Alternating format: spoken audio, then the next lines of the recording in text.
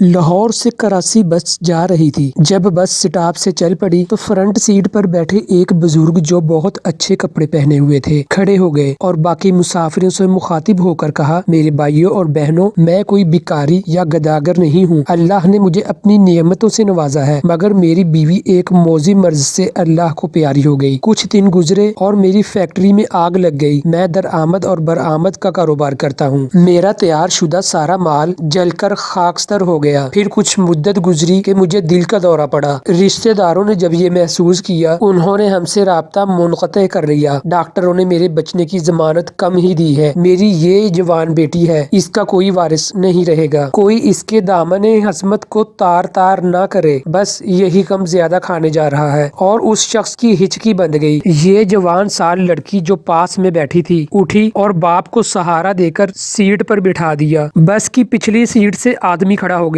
اور کہنے لگا، میرے دو بیٹے ہیں، ایک ڈاکٹر ہے، اس کا نکاح ہو چکا ہے، اور دوسرا یہ جو اس شخص کے آگے بیٹھا ہوا ہے انجینئر ہے، اس کے لیے دلہن کی تلاش ہے۔ میں اس بزرگ سے درخواست کرتا ہوں کہ یہ اپنی بیٹی کا نکاح میرے اس بیٹے سے کر دے۔ میں وعدہ کرتا ہوں کہ اس بچی کو کبھی باپ کی کمی محسوس نہیں ہونے دوں گا۔ لڑکا کھڑا ہو گیا اور کہا، مجھے رشتہ قبول ہے۔ بس میں موجود ایک مولوی صاحب کھڑے ہو کر کہنے لگے، یہ سفر بہت مبارک سفر ہے۔ نکاح جیسا مقدس عمل ہو جائے، وہ بھی سفر میں، اس سے اچھی بات کیا ہوگی؟ اگر لوگوں کو اعتراض نہ ہو تو میں نکاح پڑھا دوں۔ سب کہنے لگے، ماشاءاللہ، سبحان اللہ، الحمدللہ، وغیرہ وغیرہ، اور مولوی صاحب نے نکاح پڑھا دیا۔ ایک اور صاحب کھڑے ہو گئے اور کہنے لگے، میں چھٹی پہ جا رہا تھا اپنے گھر والوں کے لیے لڈو لے کر، مگر اس مبارک عمل کو دیکھ کر سمجھتا ہوں کہ لڈو ادھر ہی تقسیم کر دیں۔ اس نے دلہن کے باپ سے مخاطب ہوتے ہوئے کہا۔ دلہن کے باپ نے ڈرائیور سے کہا، ڈرائیور میاں، 5 منٹ کسی جگہ بس روک دینا تاکہ سب مل کر منہ میٹھا کر لیں۔ ڈرائیور نے کہا، ٹھیک ہے بابا جی۔ مغرب کی نماز کے بعد جب اندھیرا ہونے لگا تو لڑکی کے باپ نے ڈرائیور سے بس روکنے کو کہا اور سب مسافر مل کر لڈو کھانے لگے۔ لڈو کھاتے ہی سب مسافر سو گئے۔ ڈرائیور اور کنڈکٹر جب نیند سے جاگے تو اگلی صبح کے 8 بجے تھے، مگر دلہن اور دلہا، اس کے 2 باپ، مولوی صاحب اور لڈو بانٹنے والا بس سے غائب تھے۔ اتنا ہی نہیں بلکہ کسی مسافر کے پاس نہ گھڑی، نہ چین، نہ پیسے، بلکہ کچھ بھی نہیں تھا۔ ان کو یہ 6 ممبرز کا گروپ مکمل طور پر لوٹ چکا تھا۔